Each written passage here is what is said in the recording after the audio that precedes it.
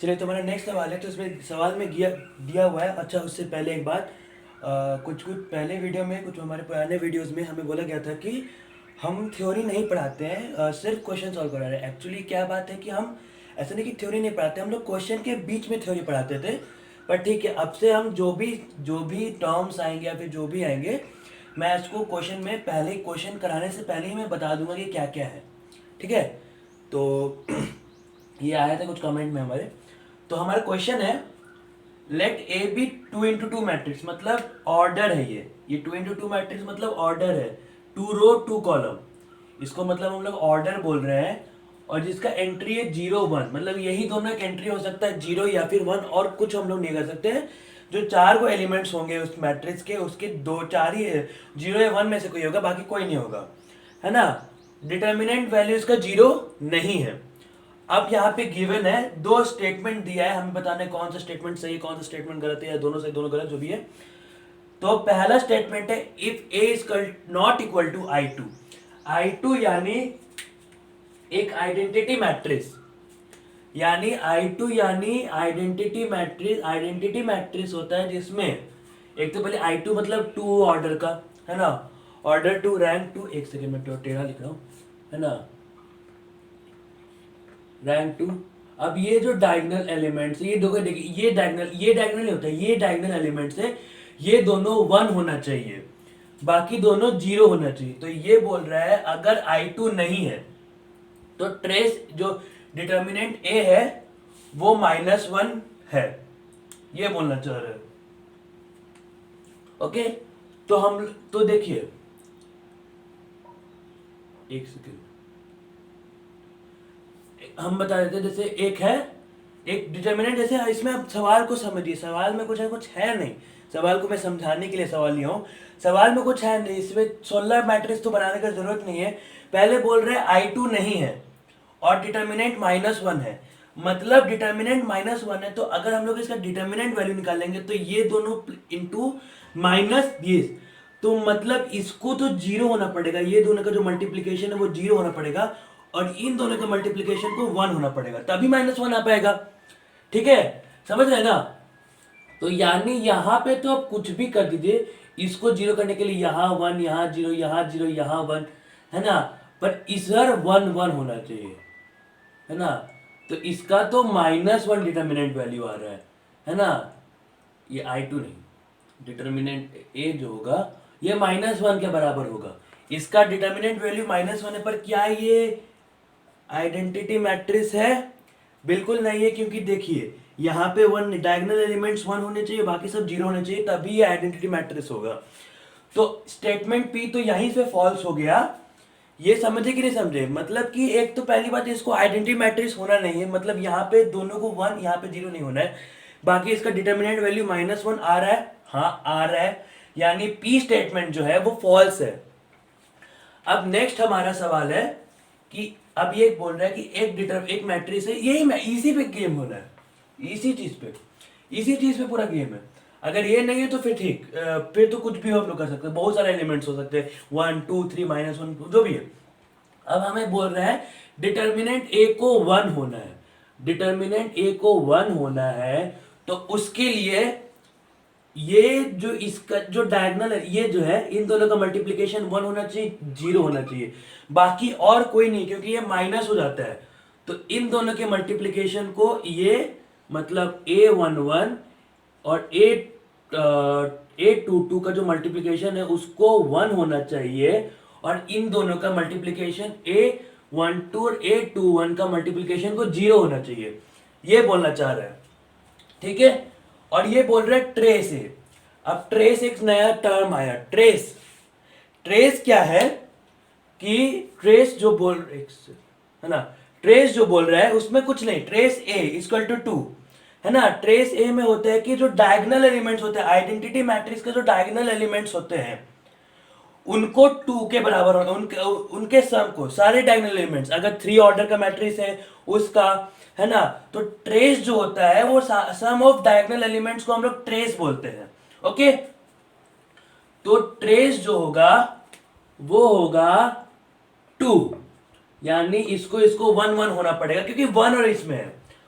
और अगर एक और चीज बोल रहा है डिटर्मिनेंट ए 1 के बराबर है, मतलब इसका जो मल्टीप्लीकेशन है वो 0 के बराबर होना चाहिए। 0 0, अब देखिए 0 1 या कुछ भी हो, इन अगर इसको 1 होना है तो यहाँ पे 1 होना पड़ेगा, तभी ये डिटर्मिनेंट ए 1 आ पाएगा। फिर यहाँ पे 0 1 1 0, है ना। अब यहाँ पे हम लोग 1 1 नहीं कर सकते हैं, क्यों नहीं कर सकते हैं, एक बात बताइए। 1 1 से क्या आ जाएगा, इसका डिटर्मिनेंट वैल्यू 0 के बराबर आ जाएगा, जो यहाँ पे गिवन है कि 0 के बराबर नहीं होना चाहिए। यहाँ पे ये गलती करते हैं और लोग दोनों को फॉल्स बोल देते हैं। ये देखिए पहले से गिवन है कि 1 1 0 0 सब नहीं होना चाहिए, 0 के बराबर नहीं होना चाहिए, तभी इस कारण से क्यू स्टेटमेंट हमेशा ट्रू हो जाता है और पी हमेशा फॉल्स हो जाता है। सवाल में जो जो टर्म्स गिवन है मैं फिर से उसको बता रहा हूँ। 2 into 2 मैट्रिक्स यानी 2 ऑर्डर का मैट्रिक्स, डिटर्मिनेंट 0 नहीं है। आइडेंटिटी मैट्रिक्स बोल रहा है 2 ऑर्डर का, यानी डायगोनल एलिमेंट्स 1 होने चाहिए, बाकी सब 0 होने चाहिए। ट्रेस है, इसमें भी डायगोनल एलिमेंट्स का सम 2 होना चाहिए। ट्रेस है, ट्रेस मतलब डायगोनल एलिमेंट्स, तो उनका सम को ट्रेस बोला जाता है। सारे डायगोनल एलिमेंट्स, अगर 3 ऑर्डर के डायगोनल एलिमेंट्स है, 4 ऑर्डर के, तो सारे डायगोनल एलिमेंट्स। यानी मान लीजिए अगर एक मैट्रिक्स दिया हुआ है 2 5 7 6 8 9 10 11 12, तो इसका जो ट्रेस होगा, एक यहाँ पे मैं 11 ठीक से, इसका जो ट्रेस होगा वो होगा सारे डायगोनल एलिमेंट्स का सम 2 + 8 + 12, यानी इसका ट्रेस, ये मान लीजिए बी मैट्रिक्स है, तो ट्रेस भी होगा 10 + 12 यानी 22। समझे। और अब ये तो मैं एक एग्जांपल दे रहा था, इसको मैं मिटा रहा हूं। एक तो एग्जांपल मैंने दिया ट्रेस का, क्योंकि एक नया टर्म आया था। ट्रेस वैसे हमेशा पूछा है, तो ट्रेस तो पता होना चाहिए, आप लोगों को याद रखिएगा ट्रेस क्या होता है। तो जिससे समझ में आया कि पी क्यू फॉल्स है और क्यू ट्रू है, क्यू क्यू ट्रू है। ओके, आई होप समझ में आएगा। ये सवाल सिर्फ मैं आपको थ्योरी समझाने के लिए कि 2-3 नया टर्म है वो जानने के लिए कि क्या क्या गलती होता है। एक एक छोटा छोटा बात पे ध्यान रखना पड़ता है कि डिटर्मिन, देखिए अगर ये नहीं देखे होते तो आपके लिए तो क्यू भी फॉल्स हो गया होता है, इस कारण से। समझे, इस कारण से हम दिखाए कि एक एक बात पे ध्यान रखना, एक एक टर्म पता होना चाहिए कि क्वेश्चन में क्या गिवन है। ठीक है, अब मैं मिटा रहा हूं इसको, आई होप समझ में आया होगा। हमारा नेक्स्ट सवाल है, एक्चुअली वो सवाल भी 2020 जेईई मेन का था, ये भी सवाल 2020 जेईई मेन का है, उसमें मैं बताना भूल गया था। तो ये जो सवाल है इसमें बोल रहा है एक मैट्रिक्स है x, कोई वेरिएबल है 1 1 0 0, तो और दिया हुआ है a⁴ aij मतलब आप लोगों को समझ में आता है कि नहीं आता है। aij इन सेंस, अगर ये तो देखिए 2 ऑर्डर का मैट्रिक्स है, तो aij मतलब a11 a12 a21 a22। अगर aij अगर 3 ऑर्डर मैट्रिक्स के लिए तो a11 a12 a13 a21 a22 a23 a31 a32 a33। समझे, यही aij का इंसेंस। और इसका मतलब हम लोग 4 बार इसको मल्टीप्लाई कर रहे हैं। वो जो a⁴ तो समझ में आ ही रहा होगा। a11 जो दिया हुआ है, हम लोग को a22 निकालना है, मतलब ये दिया हुआ है, ये निकालना है हमें। तो एक सेकेंड, एक्चुअली हाँ ठीक है ठीक है। तो क्या करना है इसमें, अब देखिए सवाल में कुछ है ही नहीं, सवाल में लिटरली कुछ नहीं है। ये 2020 जेईई मेन का सवाल था, बस मल्टीप्लाई करना मल्टीप्लाई करना मल्टीप्लाई करना है। I hope question note down कर लिया आपने, है ना। मैं बता रहा हूं सॉल्यूशन। तो a दिया हुआ है 1 1 0 0, a² यानी a इंटू a यानी x110 x110 multiplication of matrix, यानी पहले एक कॉलम को एक रो को, फिर उसी रो को दूसरे कॉलम से, फिर नीचे के रो को एक कॉलम से, फिर उस रो को दूसरे कॉलम से। 3 में भी यही करना होता है, 3 में बढ़ जाते हैं रो कॉलम, है ना। तो अगर आप देखिए ये यानी x² + 1,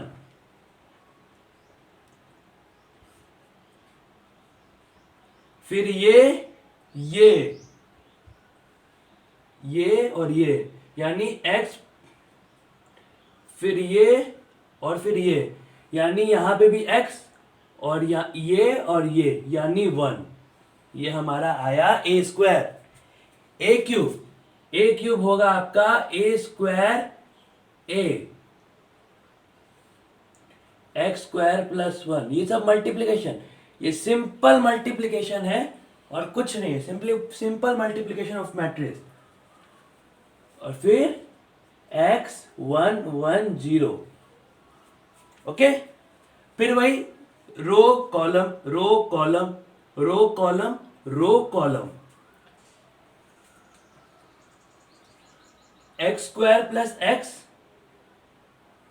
x cube plus x, यानी एक्स क्यूब प्लस एक्स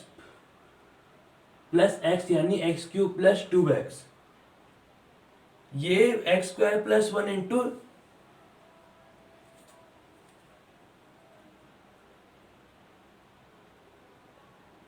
यहां पे आएगा एक्स स्क्वायर प्लस 1। ओके, अब आएगा x square plus 1, multiplication, simple multiplication. ये हमारा आ गया ए क्यूब।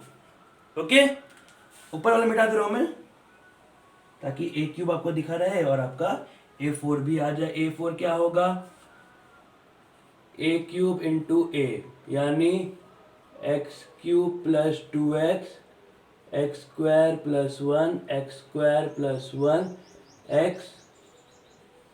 एक्स 1 1 0।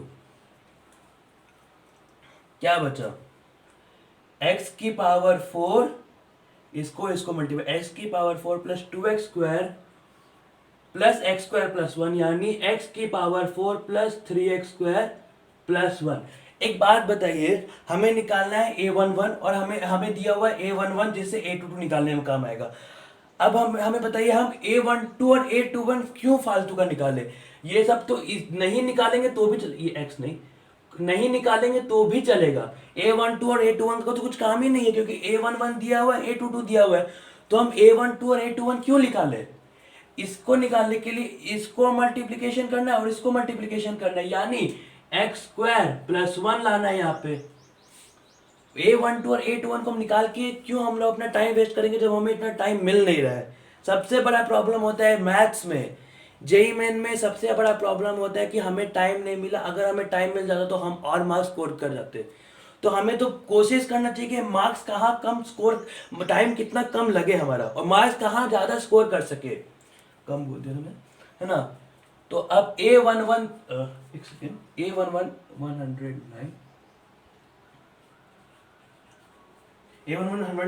दिया हुआ था, वो दिया हुआ है।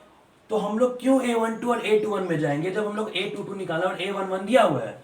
यानी x की power 4 plus 3x square plus 1 equal to 109, जिसका मतलब x की power 4 plus 3x square minus 108 equal to 0। ये चीज है x की पावर 4। अब देखिए, अब सिंपल फैक्टराइजेशन 12 इंटू 9, यहाँ पे माइनस है 12x square minus 9x square minus 108, x की power x square plus 12 minus 9 x square plus 12। तो एक्स स्क्वायर या तो आएगा -12 या फिर आएगा एक्स स्क्वायर 9। एक और क्वेश्चन चीज में दिया हुआ था, बिलोंग्स टू रैशनल नंबर। क्या ये रैशनल नंबर है? बिल्कुल नहीं, ये तो रैशनल नंबर है ही नहीं। हमें पूछा है, और a22 क्या है हमारा? a22 हमारा यहाँ पे आया था एक्स स्क्वायर प्लस 1, तो एक्स स्क्वायर प्लस 1 होगा आपका 9 plus 1 equal to 10। I hope समझ में आया होगा। सवाल कुछ नहीं था, मल्टीप्लिकेशन करना था और कितना कोशिश करना था कि कम मल्टीप्लिकेशन में जल्दी आंसर आ जाए। तुरंत मल्टीप्लिकेशन होगा, row column row column row column. Multiplication यही है, एक रो को उठाना, एक कॉलम को उठाना, फिर जिस रो को उठाए फिर उसी दूसरे कॉलम में उठाना, फिर उसी रो को तीसरे कॉलम, अगर दो ऑर्डर में तो दो कॉलम, अगर 3 ऑर्डर में तो उसी रो से उस तीसरा कॉलम 3 ऑर्डर के लिए, थर्ड ऑर्डर के लिए। ओके, आई होप समझ में आया होगा। ये भी जेई मेन 2020 का सवाल है। क्या सवाल में था? कुछ था नहीं, सिंपल मल्टीप्लिकेशन था। आई होप समझ में आया होगा। तो मैं मिटा रहा हूं। ये सवाल भी जेई 2000 जेई में 2020 में आया था। सवाल कह रहा है 3 लीनियर इक्वेशन दिया हुआ है और इसका है नन जीरो सॉल्यूशन, मतलब इसका सॉल्यूशन जीरो नहीं है। एक्स वाई जेड कुछ है फॉर सम के यहाँ पे कांस्टेंट है बिलोंग्स टू आर, हमें ये निकालना है। ओके, नन जीरो सॉल्यूशन बोल रहा है। और एक बात बताइए, हम सबको पता है कि सॉल्यूशंस क्या होता है। डेल सॉल्यूशंस कैसे निकाला जाता है, x is equal to del one upon delta. मैं बताऊँ डेल वन क्या है, y is equal to del two upon delta, z is equal to del three upon delta. ठीक, डेल क्या है, डेल है 1 1 3 1 3 1 3 के स्क्वायर 3। ओके, डेल वन क्या है, जो कांस्टेंट्स ऑफ x है उसके जगह ये जो इक्वल में कांस्टेंट्स है, जो जो सफिशिएंट ऑफ एक्स है, सॉरी कांस्टेंट ऑफ एक्स बोले मैं, सफिशिएंट ऑफ एक्स है उसके जगह ये 3 जो कांस्टेंट है वो रख देना। अब है ना, और डेल टू में 1 3 जो सफिशिएंट ऑफ एक्स है उसके जगह ये कांस्टेंट्स को रख देना। डेल थ्री में डेल टू है ना, ये जो सफिशिएंट ऑफ जेड है उसके जगह इन कांस्टेंट्स को रख देना। ठीक है, तो यही है del one del two del three, है ना। सफिशिएंट्स पे खेल है, मतलब कि हम लोग डेल थ्री निकाल रहे हैं और फिर इनका ये सॉल्यूशन हो गया, ये हो गया सॉल्यूशंस निकालने का तरीका। अब देखिए एक बात बताइए, कांस्टेंट जो 0 0 0 है, यानी अगर हम लोग किसी भी कॉलम में हम लोग कॉलम में भर रहे हैं 0 0 को, तो डेल्टा वन 0 होगा क्योंकि हर एक जीरो है, हर एक कॉल ये को C1 अगर हम C1 में भर रहे हैं ना, ये मान लीजिए हम लोग डेल्टा वन निकाल रहे हैं, डेल्टा वन क्या होगा 0 0 0 1 3 1 3 के स्क्वायर 3। ये तो 0 के बराबर होगा क्योंकि सारे एलिमेंट C1 के 0 है। यही सेम चीज सारे एलिमेंट C2 के 0 हो जाएंगे जब हम लोग डेल्टा 2 निकालेंगे, और यही चीज डेल्टा 3 के लिए भी, is equal to 0 is equal to delta 2 is equal to delta 3। समझे, यानी ये हम बोल रहे हैं कि डेल्टा 1 डेल्टा 2 डेल्टा 3 0 होगा, है ना। तो जब डेल्टा 1 डेल्टा 2 डेल्टा 3 0 होगा और क्वेश्चन में गिवन है कि नॉन जीरो सॉल्यूशंस है, क्वेश्चन में गिवन है कि नॉन जीरो सॉल्यूशंस है, पर हम लोग देख रहे हैं कि डेल्टा 1 डेल्टा 2 डेल्टा 3 0 आ रहा है, तो हम यहाँ पे अब क्या करेंगे, ऊपर 0 आ गया नीचे कोई भी कांस्टेंट आएगा तो 0 रहेगा नहीं। अगर डेल्टा अगर 0 हो जाएगा तो एक नॉन जीरो सॉल्यूशंस हमें मिलेगा, 0/0 वो नॉन जीरो सॉल्यूशंस हो जाते हैं। ओके, तो अगर इसको नॉन जीरो सॉल्यूशन होना है तो डेल्टा को 0 होना पड़ेगा। डेल्टा का ये कांस्टेंट वैल्यू है कि इसको डेल्टा को 0 होना पड़ेगा। अगर नहीं हुआ तो प्रॉब्लम हो जाएगा क्योंकि डेल्टा 1 डेल्टा 2 डेल्टा 3 0 आ रहा है। डेल्टा 3 निकालने का तरीका कि सफिशिएंट को कांस्टेंट के बगल में हटा दे, तो डेल्टा को 0 होना ही होना पड़ेगा तभी हमें नॉन जीरो सॉल्यूशंस आएगा। यानी डेल्टा क्या होता है, डेल्टा होता है सारे सफिशिएंट्स डिटरमिनेंट में उनका 0 होना, 1 1 3 1 3 1 3 के स्क्वायर 3। ठीक है, इसको 0 होना, है ना। मैं इसको मिटा नहीं रहा हूं क्योंकि एक और चीज मैं आप लोगों को दिखाने वाला हूं कि जेईई में कितना बड़ा गलती किया था इसमें, कि ये सब चीज का हमें जरूरत ही नहीं था। अभी मैं आप लोगों को सॉल्यूशन तो मैं बता दूंगा कि इसका सॉल्यूशन कैसे बनता है, पर फैक्ट है कि ये सब चीज करने का जरूरत ही नहीं था। डायरेक्ट क्लास 10 या क्लास 9 का बच्चा भी ये सब नहीं देखेगा तो भी निकाल देगा ये चीज। डायरेक्ट क्लास 9 या क्लास 10 का बच्चा 9 माइनस के स्क्वायर माइनस -1 3 माइनस 3 के square plus 3 1 minus 9 equal to 0। Okay, 9 minus के 4 के 3 के स्क्वायर सॉरी ना 6 माइनस 2 के स्क्वायर माइनस 24, तो के स्क्वायर आएगा आपका 9 के बराबर। ओके, के स्क्वायर हमारा 9 के बराबर हुआ, तो यहां पे हम लोग 9 बुक कर देंगे। है ना। आई होप ये वाला समझ में होगा कि मैं ये इक्वेशन को नहीं मिटाऊंगा क्योंकि मुझे कुछ और दिखाना है ना। नोट डाउन कर लीजिएगा क्योंकि आप लोगों को एक और तरीका मैं इसमें बताने वाला हूँ, और वो तरीका देखिए कितना आसान है। वो मैं आप लोग को basic x plus 3y plus 9z equal to 0, 3x plus y plus 3z equal to 0। ठीक है, यहां पे हम लोग 3 मल्टीप्लाई कर दिए तो, और ये माइनस कर दिए तो हमारे पास आ जाएगा 9y, 9y minus 6y plus कुछ, oh sorry 8y plus 24z equal to 0, y plus 3z equal to 0, 8 common लेके घटा दिए, y by z equal to -3। और अब y प्लस 3z अगर हम लोग यहाँ पे करेंगे, पुट कर देंगे 0 के बराबर, तो x 0 आ गया। तो x plus y by z जो होगा वो -3 के बराबर होगा। ऑप्शन है ये। अब मैं जो आप लोगों को बताने वाला हूँ ध्यान से सुनिएगा। ये जो डिटर्मिनेंट सोचा डेल्टा 1 अपॉन डेल्टा, डेल्टा को 0 होना पड़ेगा तभी नॉन जीरो सॉल्यूशंस आएगा, ये सब जो सोचा वर्थलेस, यूजलेस, उसके बिना बन जाएगा ये सवाल, कोई काम करने नहीं सब सच्ची में। के स्क्वायर का तो ये इक्वेशन का तो काम ही नहीं है। ये दो इक्वेशन से हम लोग x plus y by z निकाल देंगे हम लोग। ये देखिए, ये इक्वेशन और ये इक्वेशन दोनों कांस्टेंट है।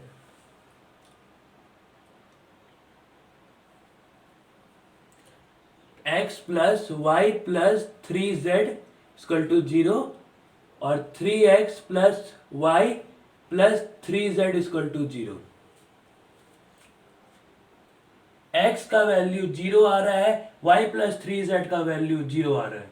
देख लीजिएगा 3x, देखिए यहां से हम लोग माइनस कर दिए, ये दोनों इक्वेशन को कट गया, x का वैल्यू आ जाएगा 0 के बराबर।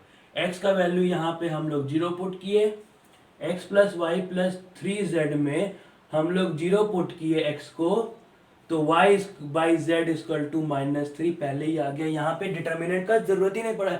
एक्चुअली में इस इक्वेशन का हमें जरूरत नहीं पड़ा, डिटर्मिनेंट तो दूर की बात है।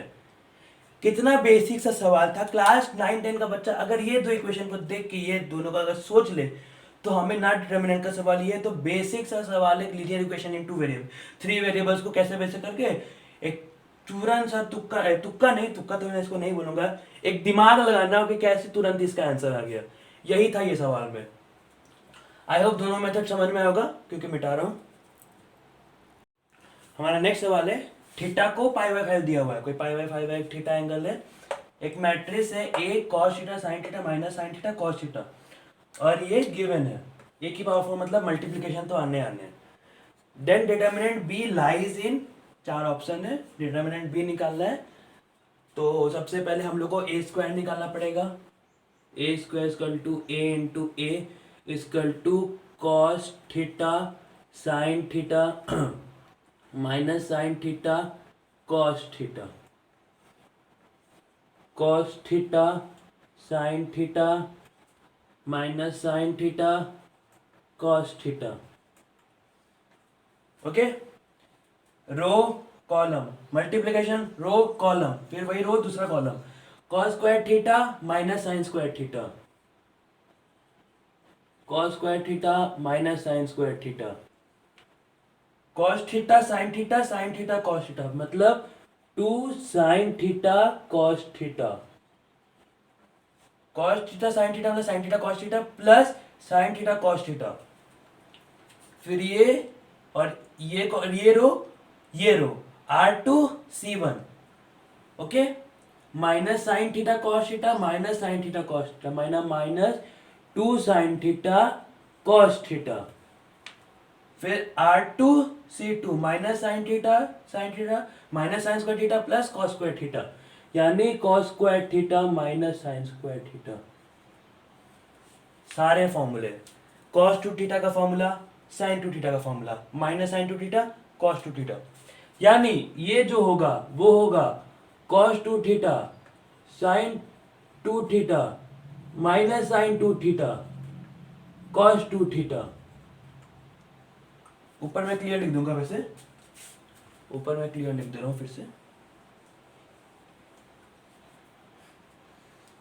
ए जो होगा cos 2 theta sine 2 theta minus sine 2 theta cos 2 theta. मैं मिटा दे रहा हूं सबको। Okay, A square, sorry A square, A cos 1 theta sine 1 theta minus sine 1 theta cos 1 theta, A square cos 2 theta sine 2 theta minus sine 2 theta cos 2 theta. A की मतलब जो यहाँ पे वो वहां पे है, ये एक सीरीज टाइप का चीज है, यानी पक्की बात है, यानी कि cos 2 theta sin 2 theta minus sin 2 theta cos 2 theta, यानी कि a की पावर a क्यूब, क्या a क्यूब जो होगा वो होगा, a क्यूब मैं बता दे रहा हूँ, a क्यूब का वैसे कोई जरूरत नहीं है, समझ में आ गया होगा आप लोग को। cos 3 theta sin 3 theta minus sin 3 theta cos 3 theta. ये एक सीरीज फॉलो कर रहा है, यहीं से आप लोगों को दिखना चाहिए कि एक सीरीज फॉलो कर रहा है, वही चीज यहाँ पे आ रहा है। यानी a की पावर 4, एक्चुअली इसको मैं मिटा दे रहा हूँ फिर, क्योंकि मुझे थोड़ा स्पेस है इसमें, थोड़ा सा ज़्यादा नहीं पर है थोड़ा सा इसमें। cos 4 theta minus sine 4 theta sine 4 theta cos 4 theta, theta हमें गिवन है। अब हमें निकालना है b, यानी कि a प्लस ए की पावर 4, यानी कि cos 4 थीटा प्लस cos, एक सेकंड मैं एक सम ऑफ समेशन ऑफ पी में बता देता हूँ, सम कैसे कर देता हूँ।